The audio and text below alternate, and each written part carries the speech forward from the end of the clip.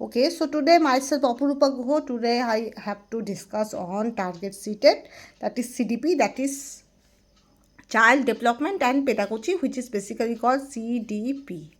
Okay, C for child, D for development and P for pedagogy. Okay, कोई pedagogy भी बोलता है, कोई pedagogy भी बोलता है. That is basically जो child का जो psychology है, this is basically related. Okay, यहाँ से आपका सीटेट से बहुत सारा क्वेश्चन आता है. तो रेफरेंस बुक क्वेश्चन मैं कुछ लेकर आया हूँ. तो वहाँ पर first question, that is in progressive education children are perceive as. ठीक है, प्रोग्रेसिव मीन्स व्हाट, जहाँ पर प्रोग्रेस होगा. Okay, higher the progress should be take place, जो सिस्टमेटिक होगा, जहाँ पर एजुकेशन का जो मेन गोल होता है वो सब फॉलो होगा. ऐसा कुछ नहीं होगा जहाँ पर एजुकेशन सिस्टम में नहीं होना चाहिए, वैसा नहीं होगा. तो मतलब प्रोग्रेसिव मतलब जहाँ पर प्रोग्रेस होगा, एक स्टूडेंट का अल्टीमेटली प्रोग्रेस होगा. ठीक है, तो वहाँ पर क्या होना चाहिए. Children should be perceived as, children क्या मतलब चिल्ड्रन क्या परसिव करेगा. ठीक है, the first option innocent and dependent. देखो, चिल्ड्रन इनोसेंट हो सकता है, children may be innocent, may be clever, may be intelligent, that is the defined perspective. But dependent नहीं होना चाहिए कि किसी टीचर के ऊपर डिपेंडेंट है, किसी फ्रेंड्स के ऊपर डिपेंडेंट है, किसी सिस्टम के ऊपर डिपेंडेंट है, ऐसा नहीं है. एजुकेशन का ऑब्जेक्टिव ये नहीं है कि चाइल्ड किसी के ऊपर डिपेंडेंट हो. Okay, this is not to be the objective. Okay, अगर आप टीचर हो, suppose you are a teacher, you have to think that is beyond your presence, that the student should have to do this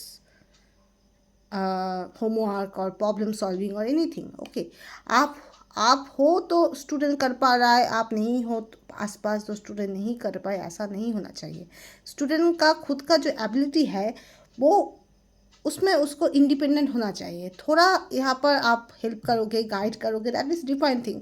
but ऐसा नहीं कि आपके ऊपर ही whole वो dependent हो जाए. This is never B the objective of education. Okay, next one, कॉम्प्लिएंट and capable of only consuming knowledge. Only बोला गया है, मतलब नॉलेज गैदर करना स्टूडेंट का ऑब्जेक्टिव नहीं है कि वो स्कूल में जाए सिर्फ नॉलेज गैदर करके आ जाए, भर कर उसका जो हेड है वहाँ पर नॉलेज गैदर करके वो आ जाए. That is never be. Okay, जो आज का एजुकेशन सिस्टम है, there should be the student have to know the theoretical knowledge as well as the practical experience also. ठीक है, स्किल में भी बहुत इंपॉर्टेंस दे रहा है अब का टाइम में. ठीक है, सोचो एज फॉर एग्जाम्पल एक स्टूडेंट को वर्क एजुकेशन, फिजिकल एजुकेशन ये सब सिखाना जाता है. क्यों? क्योंकि सब स्टूडेंट तो एजुकेशन सेक्टर में नहीं रहता है. कोई कोई तो या ऐसा भी होता है कि जो स्पोर्ट्स में जाना चाहता है तो उसको स्पोर्ट्स के लिए बहुत सारा जो है फैसिलिटी बहुत प्रोवाइड किया जाता है. जो डांस में है तो वो डांस सीखेगा, जो मतलब जिसको जहाँ पर जाना है एटलीस्ट वहाँ पर वो जा सके. तो all the things should be provided.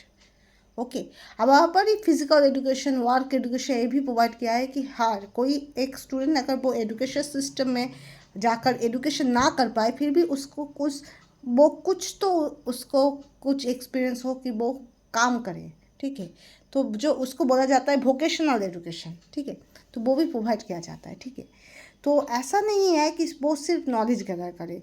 जैसे एज फॉर एग्जांपल आपका क्लास 12 में जब होता है, आपका साइंस में अगर आप हो या फिर ज्योग्राफी में हो, आपको प्रैक्टिकल भी करना पड़ता है ना. तो आपका थ्योरेटिकल जो नॉलेज है वो इनफ नहीं है, इसलिए आपको प्रैक्टिकल भी करना पड़ता है. जैसे मैं केमिस्ट्री बैकग्राउंड में हूँ तो मुझे प्रैक्टिकल भी करना पड़ा. क्लास 12 में, class 11, class 12, BSc, MSc, whole over the courses I have to take the practical also. मुझे प्रैक्टिकल करना पड़ा क्योंकि वहाँ पर सिर्फ थ्योरेटिकल नॉलेज, सिर्फ नॉलेज गैदर करना, this is not the objective of education. There should be some practical experience are needed, activity are needed, seminar attended. जो कभी कभी हम लोग MSc में, BSc में बहुत सारा सेमिनार डिस्कशन वहाँ पर भी पार्टिसिपेट किया. क्यों किया? All type of experience are also important ना. ठीक है, तो सिर्फ नॉलेज गैदर नहीं है. और सिर्फ नॉलेज गैदर में ऐसा नहीं है कि थ्योरेटिकल नॉलेज, वैसा नहीं. नॉलेज गैदर नहीं करना है, सिर्फ नॉलेज को समझना है, नॉलेज को एनालिसिस करना है, उसको अप्लाई करना है, प्रॉब्लम सॉल्विंग करना है, सब कुछ करना है ना. नॉलेज गैदर सिर्फ नहीं करना है. ठीक है, next one, knowledgeable and meaning makers. ये हो सकता है वो नॉलेज भी गैदर करे, उसका जो मीनिंग है वो भी वो अच्छे से समझे, ठीक है, that may be possible. Vulnerable and need of protection. Need of protection नहीं, एक एजुकेशन का जो प्रोग्रेसिव एजुकेशन है वो अगर एक सेफ इन्वायरमेंट दे तो वहाँ पर एक स्टूडेंट का प्रोटेक्शन का ज़रूरत नहीं होगा, ठीक है।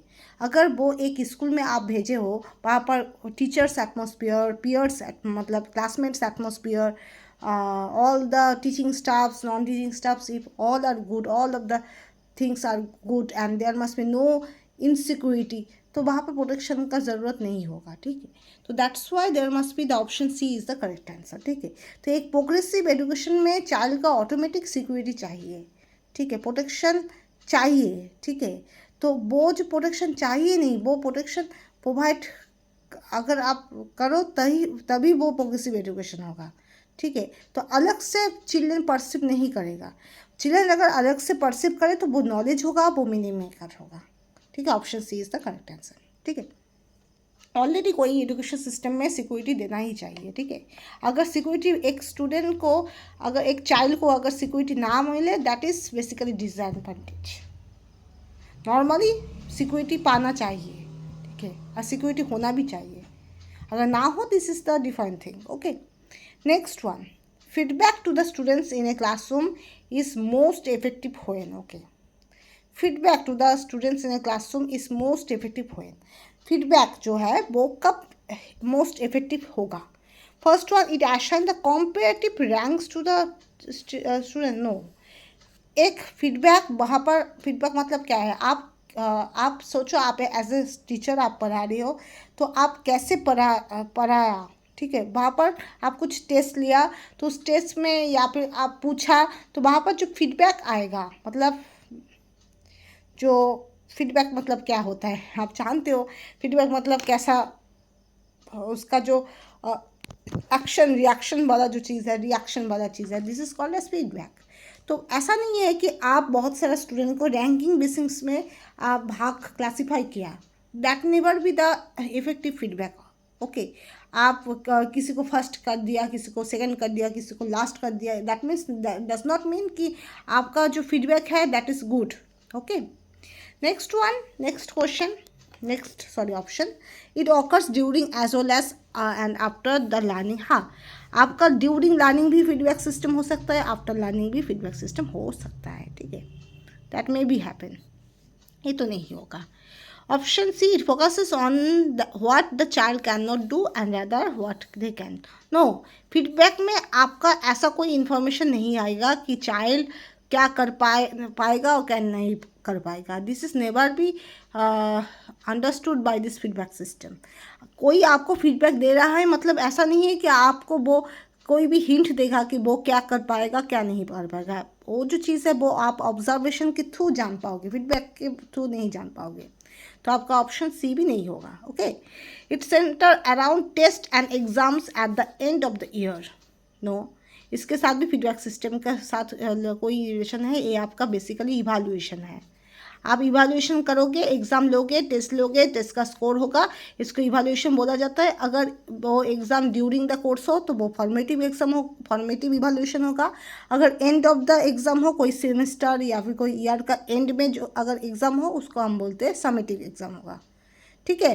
जो यूनिट टेस्ट वगैरह होता है, जो मिडिल टर्म होता है, मतलब जिसको आप सुधार सकते हो इन द ईयर, एक कोर्स में एक ईयर में अगर आप वो सुधार कर सकते हो तो this is called formative evaluation. अगर उसको सुधार नहीं कर पाओ, वो एंड में जो एग्ज़ाम होता है, मतलब स्कोर आएगा, स्कोर आने के बाद उसको कोई भी कुछ आप नहीं कर पाओगे, उसके बाद आपको उस ईयर में और कोई एग्ज़ाम देने का कोई चारा नहीं है, तो this is called summative exam और समेटिव इवैल्यूएशन। तो ये आपका फीडबैक सिस्टम नहीं देगा, ठीक है। तो आपका क्या हो सकता है? आपका ऑप्शन बी ही करेक्ट हो सकता है। मतलब during the learning and also end of the learning there may be the feedback system can be occur. जो फीडबैक होगा मतलब आप ऐसे बोल सकते हो कि आप अच्छे से पढ़ाया तो वो जो बच्चा है, जो चाइल्ड है, they can say, they can give the hint और they can behave like that they understood or they even enjoy your teaching during your teaching and also end of the teaching. ऐसा भी हो सकता है आप जब पढ़ा रही हो तभी आपको समझ में आ जाएगा कि सब लोग एंजॉय कर रहा है। हाँ, ऐसा भी हो सकता है आप पढ़ा चुके हो, आपका चैप्टर ख़त्म है और पढ़ाने का कोई ज़रूरत नहीं है, तब आपको समझ में आया कि स्टूडेंट बहुत एंजॉय करके पढ़ा है। ठीक है, तो ये जो चीज़ है ना, ये आप ड्यूरिंग प्रोसेस में भी आप पाओगे और प्रोसेस होने के बाद भी आप पा सकोगे। तो फीडबैक सिस्टम ऐसा नहीं है कि आप जब टीचिंग करोगे वहाँ पर भी आप फीडबैक पा सकते हो, बाद में भी पा सकते हो। ठीक है, कोई स्टूडेंट देखोगे पढ़ने के टाइम ही वो बोल देता है मैडम आप बहुत अच्छे से पढ़ाते हो, मुझे आपका पढ़ाना बहुत अच्छा लगता है। कोई स्टूडेंट ऐसा होता है वो पास आउट होने के बाद अचानक से पाँच होकर बोलेगा मैडम आपने बहुत अच्छे से पढ़ाते थे, मुझे बहुत अच्छा लगता था। तो this two type of things are also feedback. एक हुआ ड्यूरिंग टीचिंग और दूसरा हुआ after teaching. Okay, both possible. तो ऑप्शन बी होगा करेक्ट आंसर। ठीक है, that it occurs during as well after the learning activity. Okay, next question, in order to develop critical thinking. जो क्रिटिकल थिंकिंग मतलब क्या होता है? क्रिटिकल मतलब जो जटिल चिंता होता है, मतलब आप बहुत ही thinking out of thinking, this is called critical thinking. You have to critically think, आपको वो चीज़ को बारीकी से समझना है, this is called critical thinking. Okay, तो एक in order to develop critical thinking among students the teacher should have, teacher को क्या करना चाहिए? एक टीचर स्टूडेंट को क्रिटिकली कुछ सोचने के लिए उत्साह दे रहा है, तो मतलब टीचर को क्या करना चाहिए? What have to done by the teacher? First option, that is ask only those question which carry single answer. नहीं, ऐसा कुछ क्वेश्चन दे दे जस्ट एज फॉर एग्जाम्पल जो सूर्य होता है, मतलब जो सन है वो कहाँ पर उगता है, पूर्व में या पश्चिम में। तो this is not the think, वहाँ पर कुछ क्रिटिकल थिंकिंग नहीं है। ठीक है, जैसे एक दिन में कितना आवर होता है, 24 आवर्स होता है, सबको पता है, यहाँ पर कोई सोचने वाला चीज़ नहीं है। तो this type of question never be make the critical thinking. ऐसा कुछ क्वेश्चन दे दिया कि जहाँ पर कोई सोचने का चीज़ नहीं है, कोई समझने का चीज़ नहीं है, तो टू द पॉइंट कुछ आंसर आएगा और वो आंसर फिक्स्ड होगा, तो उस टाइप का क्वेश्चन कभी भी क्रिटिकल थिंकिंग प्रोड्यूस नहीं करेगा। ठीक है, नेक्स्ट बोला है discourage the students from asking doubt. अरे ये तो आपका प्रोसीड्योर एजुकेशन सिस्टम में ये अच्छा चीज़ नहीं है। क्रिटिकल थिंकिंग तो प्रोड्यूस ही नहीं करेगा, उसके साथ साथ यहाँ पर जो चीज़ बोला है कि स्टूडेंट को आस्क करने को डिस्करेज करेगा, क्वेश्चन करने में डिस्करेज करेगा, ये तो एजुकेशन सिस्टम के लिए ही रॉन्ग है, तो ये तो नहीं ही होगा। आप टीचर हो, आप जब क्लास में जाओगे स्टूडेंट आपको कुछ आस्क कर रहा है और आप बोलो कि नहीं नहीं मुझे आस्क मत करना है, तुझे बोला ना आस्क मत करना, this type of things are very bad. Okay, education system में ऐसा चीज़ अगर आप करो तो वहाँ पर बहुत सारा नेगेटिव इफेक्ट आता है। चाइल्ड जो साइकोलॉजी है उसके मुताबिक आप तो जैसे भी पढ़ा सकते हो, वो आपका मैटर है, this is not my thing. But child जो CDP है, चाइल्ड डेवलपमेंट पेडागोजी, उसके मुताबिक आप स्टूडेंट को डिस्करेज नहीं कर सकते हो कि वो कोई क्वेश्चन ना पूछे। This is a bad according to this theory. Okay, next, give question that involve inference and explanation. हाँ, ये हो सकता है कोई ऐसा कुछ क्वेश्चन आप करो जहाँ पर बहुत सारा एक्सप्लेनेशन है, बहुत सारा इन्फरेंस हो सकता है, तो वो आपका हो सकता है, ऑप्शन सी हो सकता है। Question which need inference and analysis, avoid question बोला है। तो ऐसा क्वेश्चन अगर बोला जाता कि ऐसा क्वेश्चन करो जहाँ पर इन्फरेंस और एनालिसिस होगा तो तब होता, पर अवॉइड बोला है तो ये तो नहीं होगा। ठीक है, तो आप ऐसा क्वेश्चन करो, सोचो आप अचानक से स्टूडेंट को ऐसा बोला कि सोचो कि पृथ्वी जो है सन है, सोचो सन अचानक से गायब हो जाए तो पृथ्वी में क्या होगा। आप ऐसे पूछ सकते हो, सोचो कि तुम सोचो कि अगर क्या बोले हम लोग का अगर देशों में क्या बोले हाँ, इंडिया में अगर हिमालय नहीं रहता तो क्या होता। ये जो क्वेश्चन है वहाँ पर बहुत थॉट प्रोसेस जाएगा, एक स्टूडेंट बहुत सोचेगा, सोच सोच के फिर बोलेगा। ऐसा भी नहीं होगा एक ही जैसा आंसर आएगा। एक एक स्टूडेंट जैसे सोचकर एक आंसर देगा, दूसरा स्टूडेंट वैसे सोचकर आंसर देगा, ऐसा नहीं होता है हर वक्त, ठीक है। तो वहाँ पर बहुत सारा क्वेश्चन का आंसर हो सकता है, बहुत सारा पर्सपेक्टिव आ सकता है। तो this is called critical thinking, जहाँ पर सोचने का बहुत सारी चीज़ है। ओके, तो यहाँ पर आपका ऑप्शन सी होगा। आपको ऐसा क्वेश्चन करना है, you have to give question that involve the inference and explanation. Okay, next.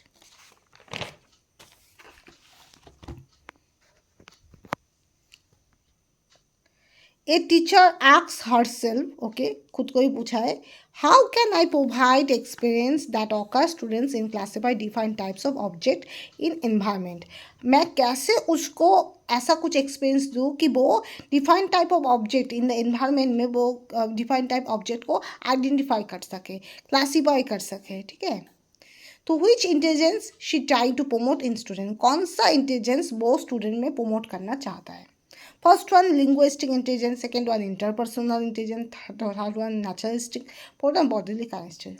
सोचो क्या हो सकता है।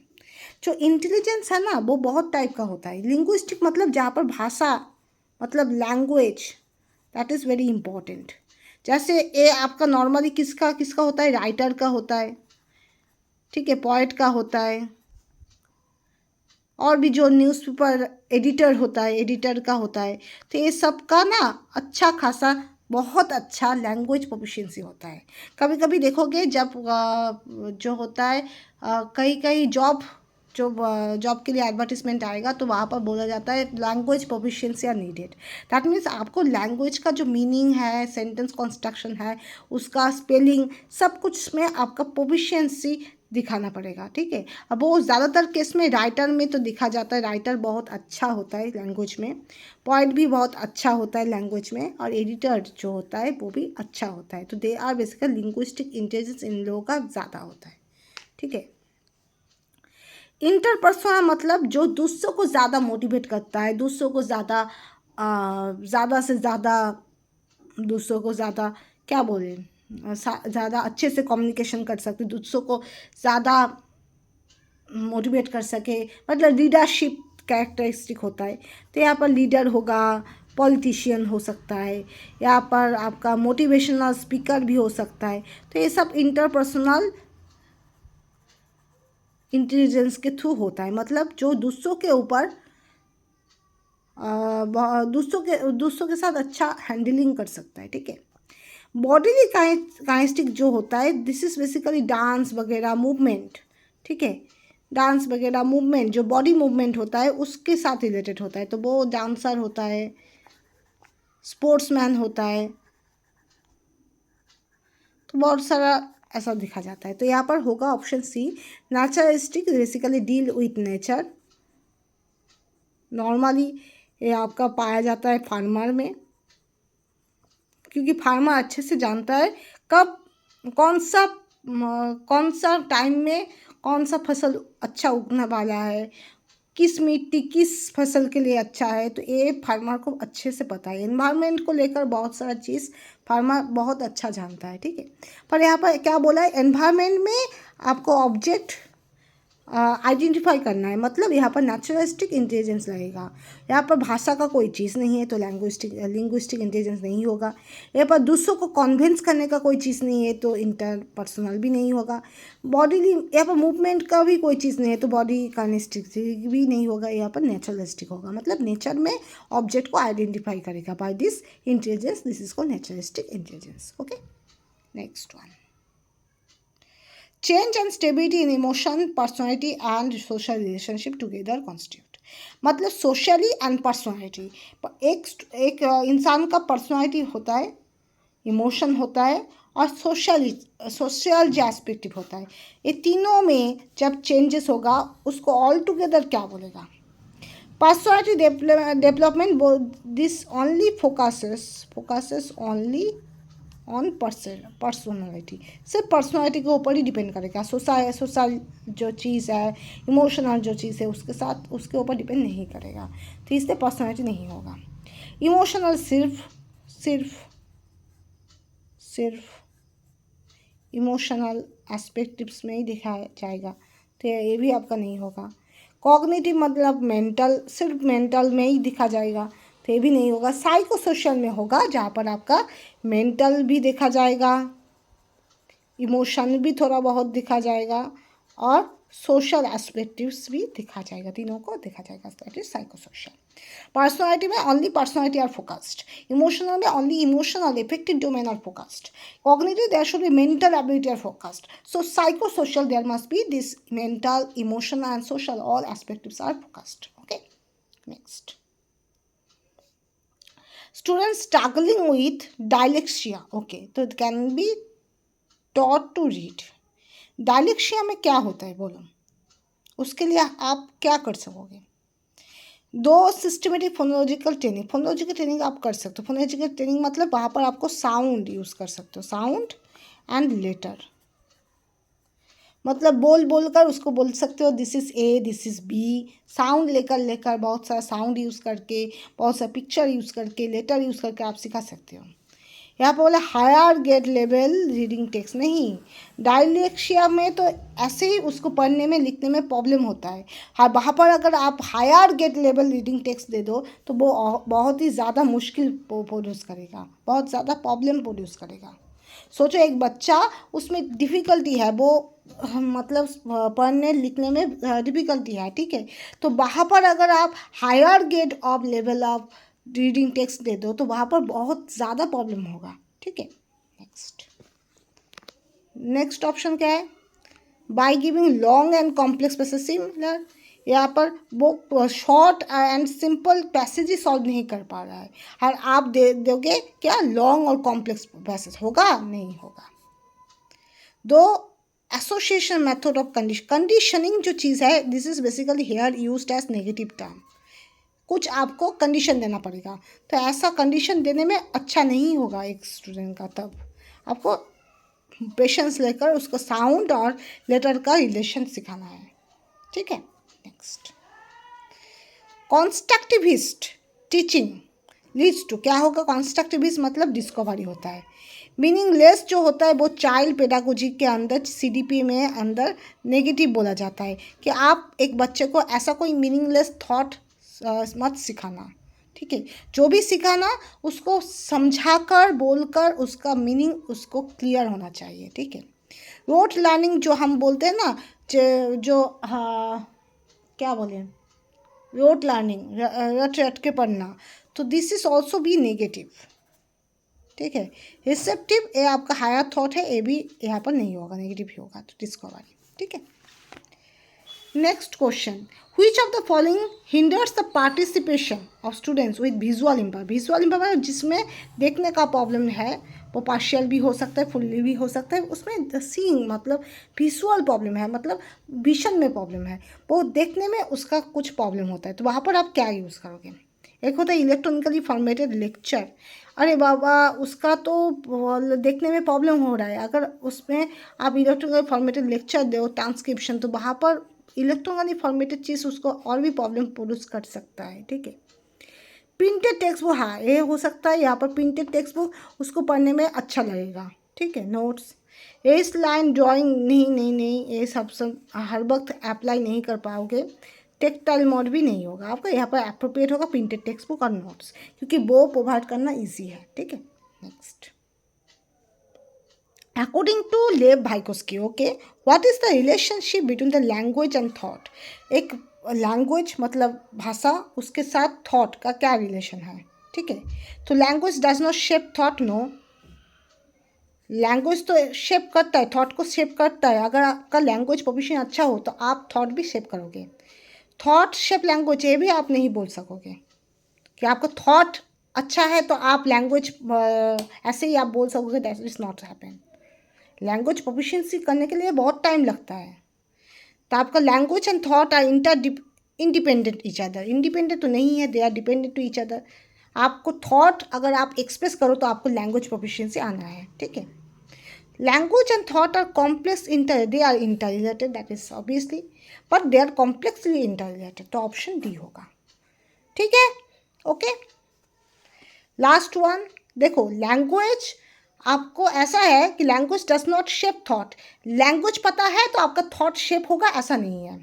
और थॉट पर शेप नहीं होगा, ऐसा भी नहीं है। थॉट लैंग्वेज को शेप करता है, दैट इज़ नॉट सो। आप जब लैंग्वेज आपको पता नहीं है फिर भी आपका थॉट्स माइंड में होगा, ठीक है। लैंग्वेज और थॉट इंडिपेंडेंट नहीं है। आप जब थॉट एक्सप्रेस करोगे तो आपको लैंग्वेज पता होना चाहिए, ठीक है। और language and thought are inter related है, they are inter related but complexly inter related. हम लोग इजीली इंटरप्रेट नहीं कर पाएंगे, ठीक है। Marks obtained by the sum students of class, these are given. So the difference of the mean and range. Mean क्या होगा, सबका सम आप करोगे, बाय टोटल कितना नंबर है, 12 है, तो 12 से डिवाइड करोगे तो ऐसा आएगा, ठीक है। रेंज मतलब क्या है, लॉन्गेस्ट टर्म। यहाँ पर लॉन्गेस्ट टर्म क्या है, 42 है, minus smallest term that is smallest term is 17 है, उसको माइनस करो, जो आएगा this is called as range. यहाँ पर क्या बोला गया है, यहाँ पर मीन भी नहीं पूछा है, रेंज भी नहीं पूछा है, यहाँ पर पूछा है the difference between the mean and range. तो मीन और रेंज का डिफरेंस क्या होगा, मतलब 30.5 माइनस 25, तो क्या होगा 5.5। ओके, तो यहाँ पर हम ख़त्म करते हैं। Thank you so much.